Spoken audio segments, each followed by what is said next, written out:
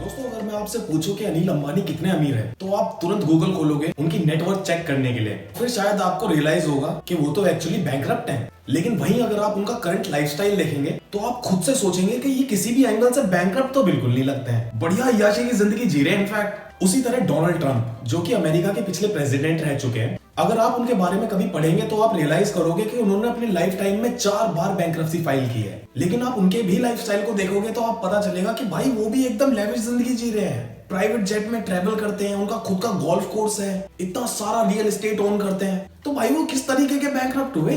तो ये एग्जांपल देने का मेरा मतलब सिर्फ इतना है कि अमीर आदमी को एक्चुअल में पता है कि पैसा कैसे बनाया जाता है, और वो भी रूल्स एंड रेगुलेशंस को मोड़ के। मेरी बात ध्यान से सुनना, रूल्स एंड रेगुलेशंस को तोड़ के नहीं, बल्कि उनको मोड़ के।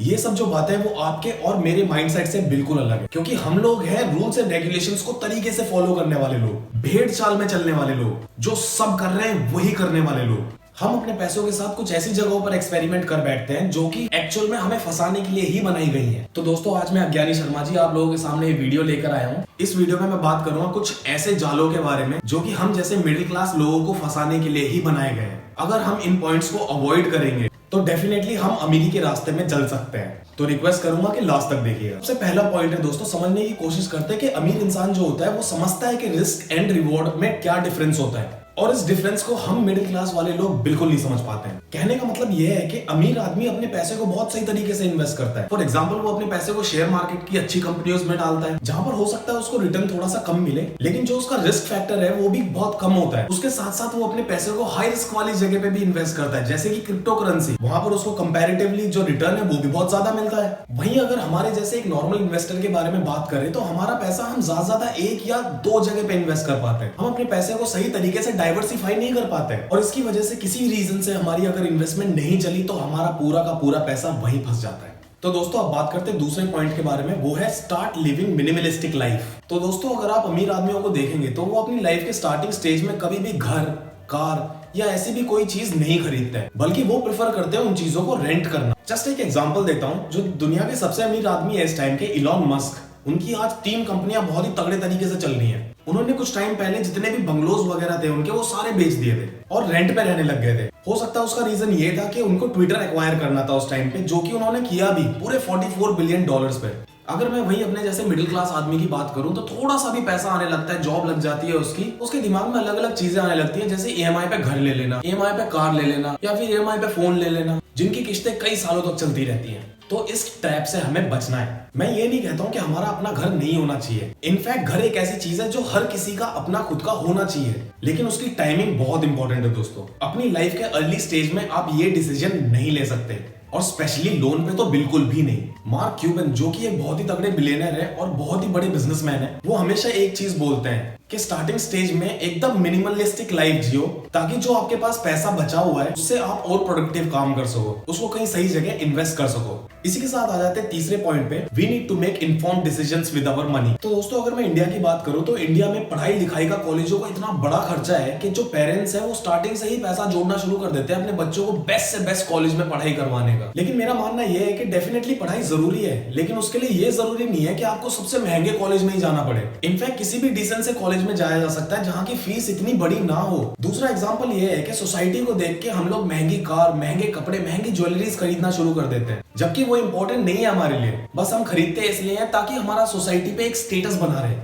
लेकिन जबकि ये सारी चीजें हमारी जेबों में छेद करती हैं। लेकिन अगर अमीरों की बात करेंगे तो वो इन सब चीजों से बच के रहते हैं, खर्चे कम करते हैं और अपने पैसे से पैसा कमाने की कोशिश करते हैं, इन्फॉर्म्ड डिसीजन लेते हैं, पैसिव इनकम पे ध्यान देते हैं और मल्टीपल सोर्सेज ऑफ इनकम को लेने की कोशिश करते हैं, जैसे active income, passive income, real estate income, portfolio income. अब इसी के साथ आ जाते हैं चौथे पॉइंट पे, बाय ओनली रियल एसेट्स। आजकल मार्केट में पेपर एसेट्स बहुत ज्यादा फेमस होते चल रहे हैं, जैसे कि डिजिटल गोल्ड, सॉवरेन गोल्ड या फिर रीट्स।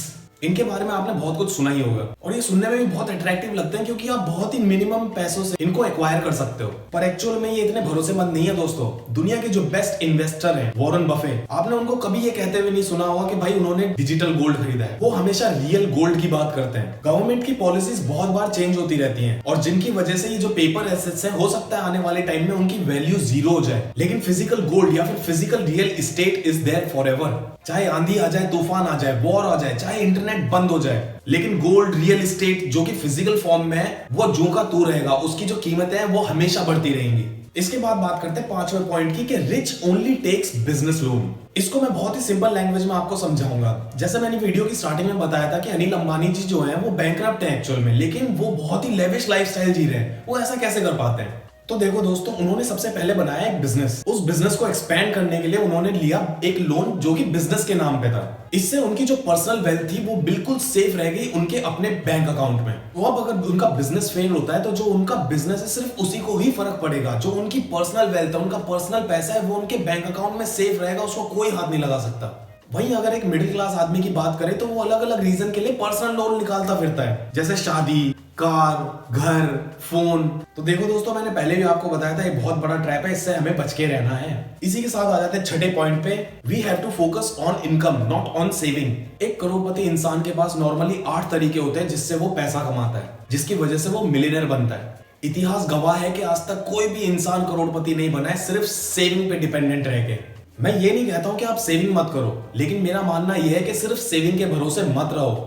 वो सेविंग हमें अमीर नहीं बनाने वाली है। इनफैक्ट हमें मल्टीपल तरीके खोजने पड़ेंगे अपनी इनकम जनरेट करने के, चाहे वो किसी नौकरी से हो, बिजनेस से हो, शेयर मार्केट से हो या फिर कोई side hustle. So we need to focus on earning more. तो देखो दोस्तों, ये जो वीडियो है मैंने अपने बारे में सोच के बनाई है। मेरे दिमाग में ये थॉट है कि जो ज्यादातर लोग हैं वो मेरे ही जैसे स्ट्रगल्स फेस कर रहे होंगे नॉर्मल लाइफ में। तो अगर आप इन चीजों से एग्री होते हैं तो please subscribe my channel, share it with your friends. और अगर नहीं होते हैं एग्री तो मैं रिक्वेस्ट करूंगा कि कमेंट बॉक्स में मुझे बताएं। Till then you all take care, I will see you next week. Bye bye.